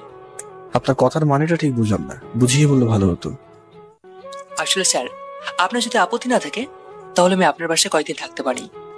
এই সামান্য কথাটা বলতে আপনার এতক্ষণ সময় লাগলো? ওকে, কয়েকদিন না, যতদিন ইচ্ছে থাকতে পারেন, ঠিক আছে? ওকে, ধন্যবাদ স্যার, আপনি খুব বড় উপকার করলেন। এতে ধন্যবাদ দেওয়ার কি আছে? তো কবে যাবেন? আপনি যদি নেন তাহলে আজকে থেকে আপনার সাথে যাব। আমি তো চাই আপনি আমার সাথে আজকে থেকে যান। ওকে স্যার, তাহলে আমি আমার কেবিনে যাই, আমার কিছু কাজ আছে। ওকে। এই বলে নীরব সাহেব হাসি মুখে কেবিন থেকে বেরিয়ে গেল। বাহ ইমন, তুমি নিজে তোমার ঘর ভাঙতে আমাকে নিয়ে যাচ্ছ। যাক, অবশেষে আমি তোমার বাসায় ঢুকতে পারবো আর আমার জানটাকে অনেক আদর করতে পারবো। এইগুলো ভেবে একটা পৈশাচিক হাসি ওপর কেবিনে চলে গেল। এদিকে মোবাইলের আওয়াজে কাজের মনোযোগটা ভেঙে গেল। বিরক্ত হয়ে মোবাইলটা হাতে নিয়ে দেখি আমার পাগলি বউয়ের কল। ওর কলটা দেখতে সব বিরক্তি নিমিশেই চলে গেছে। কলটা রিসিভ করলাম। হ্যাঁ অবন্তী, বলো। এই শোনো, আজকে আমি খাবার নিয়ে যাব না, তুমি সময় মতো খাবার খেয়ে নিবা। আচ্ছা, তোমার আসতে হবে না, তুমি বাসায় মায়ের সাথে থাকো আর নিজের খেয়াল রেখো। এই যে মিস্টার ইমন, আমি নিজের খেয়াল রাখতে পারি, এই কথাটা আমার আপনাকে বলা উচিত। তাই নাকি? তুমি কিন্তু ভুলেই খাওয়া বাদ দিয়ে কাজ করবে না, যদি ছাড়ো তাহলে খবর করে ছেড়ে দেবো। আচ্ছা, আমি খেয়ে নেবো। Okay bye, love you. Okay bye, love you too. কলটা কেটে দিয়ে অবন্তীর কথা মতো দুপুরে খাবারটা খেয়ে নিলাম। অন্যদিকে ঘটনা কি, আজকে অবন্তি আসছে না কেন? দুপুর তো প্রায় শেষ, তবু আসছে না কেন? এইভাবে নীরব অবন্তীর জন্য অপেক্ষা করতে লাগলো। অফিসের কাজ শেষ করে পারিয়া আর নীরব সাহেবকে গাড়িতে তুললাম। আমি ড্রাইভ করা শুরু করলাম। আজ আমার সাথে আমার দুইজন মেহমান যাচ্ছে বাসায়। ও মা, আমি বুঝি আবার মেহমান হলাম। তা না কি, তুই তো আমাদের বাসায় বেশি যাস না, তাই তুইও একজন মেহমান। এইটা অবশ্য ঠিক বলেছিস। এইদিকে আমি আর ফারিয়া হাসাহাসি আর কথা বলতে লাগলাম, আর নীরব কি জানি ভাবছে। অন্যদিকে অবন্তী, আমি আসছি তোমার কাছে। বাবু, চিন্তা করো না আমাকে নিয়ে। তুমি আমার কাছ থেকে দূরে যেতে পারবে না। কি ভাবছে না তো নীরব সাহেব? না স্যার, ভাবছি আপনাদের বাড়িতে যাবো, যে আপনাকে কষ্ট দিয়ে ফেললাম না তো। পাগলের মতো ভাবনা চিন্তা বন্ধ করে। আমি কি আপনাকে সঙ্গে নিয়ে আসতে অস্বীকার করেছি নাকি? না ঠিক আছে, তোমার নিজের কাছে কেমন জানি লাগছে। একদম চুপচাপ বসে থাকুন, আর একটা কথা বলবেন না। নীরব আর ফারিয়াকে নিয়ে বাসায় আসলাম। দরজার সামনে দাঁড়িয়ে রইলাম কলিং বেল চাপ দিয়ে। নীরব দরজা থেকে অনেকটাই পিছনে দাঁড়িয়ে আছে, যার কারণে ওকে ঠিক মতো দেখা যাচ্ছে না। কিছুক্ষণ পর অবন্তী এসে দরজাটা খুলে দিল, আর ফারিয়াকে দেখে ওরা দুজনকে জড়িয়ে ধরলো। ফারিয়া, তুমি? তা কিভাবে আমাদের কথা মনে পড়লো? মনে তো প্রতিদিন পড়ে, কিন্তু তার জন্য সময় হয় না। আচ্ছা, তাই এখানে দাঁড়িয়ে কথা বলবে নাকি ভিতরে যেতে দেবে? আসো, তোমরা ভেতরে আসো। আরে ভাবি, ভিতরে যাওয়ার আগে কি আমার সাথে দেখা করবেন না নাকি? পিছন থেকে নীরব সামনে এসে কথাটা বললো, আর অবন্তী এতক্ষণ নীরবকে দেখেনি। অবন্তী যেই নীরবের দিকে তাকিয়েছে, অমনি মুখের মধ্যে কালো মেঘের বাসা বাঁধা শুরু করলো। নিমেষেই যেন মুখের হাসিটা বিলীন হয়ে গেছে। নীরব আবারও বলতে শুরু করলো, কি হলো ভাবি, কিছু বলবেন না? কেমন আছেন আপনি? খারাপ ছিলাম আগে, এখন আপনাদের থেকে ভালো লাগছে। তোমরা ভিতরে আসো। অবন্তীর কিছু না বলে ভিতরে চলে গেল, আর ফারিয়া নীরবকে নিয়ে আমি ভেতরে বাসায় ঢুকলাম।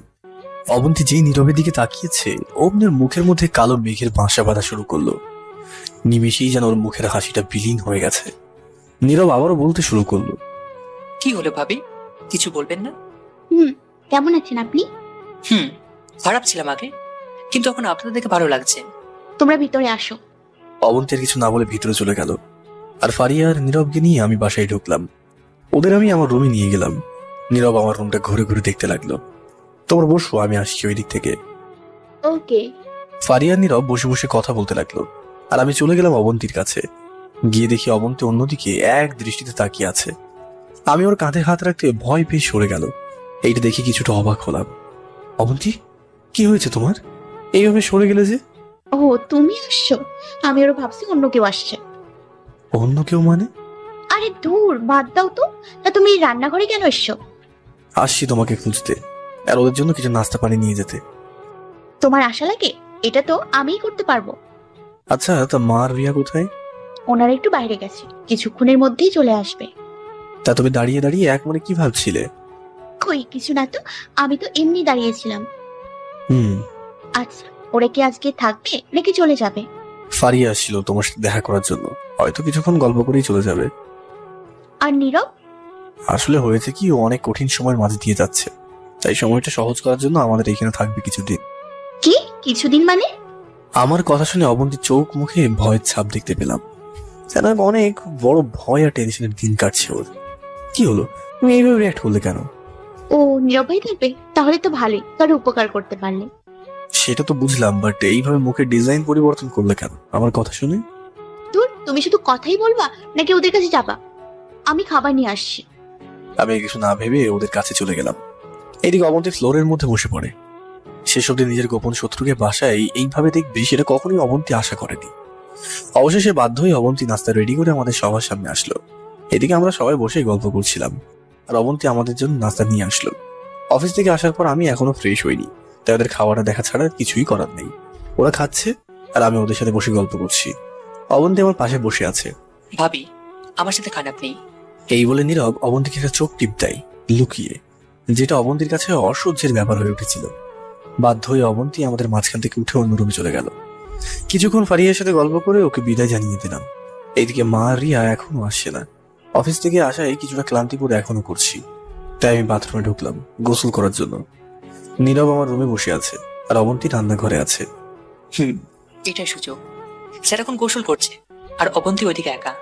যাই, আমার বাবুর সাথে একটু দেখা করে আসি। অবন্তী রান্নাঘরে সবার জন্য রাতের খাবারের প্রস্তুতি করছে, আর এদিকে নীরব পিছন থেকে অবন্তীর মুখ চেপে ধরে। আর এমন ভাবে অবন্তীকে পিছন থেকে ধরলো যেন মনে হচ্ছে অবন্তীকে জড়িয়ে ধরে আছে পিছন থেকে। অবন্তী বুঝতে বাকি রইল না যে এটা সেই বদমাইশ আর বেয়াদব নীরবটা। অবন্তীর শক্তি দিতে লাগলো ছোটার জন্য, কিন্তু নীরবের শক্তির সঙ্গে পেরে না ওঠে অবন্তীর ফলাফল শূন্য। তবুও অবন্তী ছোটার জন্য প্রাণ প্রাণ চেষ্টা করছে। আরে বাবু, এত শক্তি কেন দেখাচ্ছ? পারবে না আমার কাছ থেকে ছুটে পালাতে। অবন্তীর কানের কাছে এসে কথাটা বলল নীরব। না থেমে আরো বলতে লাগলো, তুমি নিশ্চয় বুঝে গেছো যে আমার এই বাড়িতে আসার কারণটা। হ্যাঁ, তুমি ঠিকই ধরেছ। আমি আমার প্রেমটাকে মজবুত করার জন্য এখানে আসলাম। এদিকে অবন্তী কিছু বলার চেষ্টা করছে, কিন্তু মুখে নীরবের হাত থেকে কথা বের হচ্ছে না, শুধু করছে। চিৎকার দিয়ে কোনো লাভ নেই।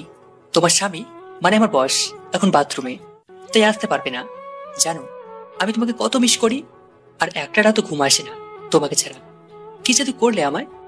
সবাই ভালো থাকুন।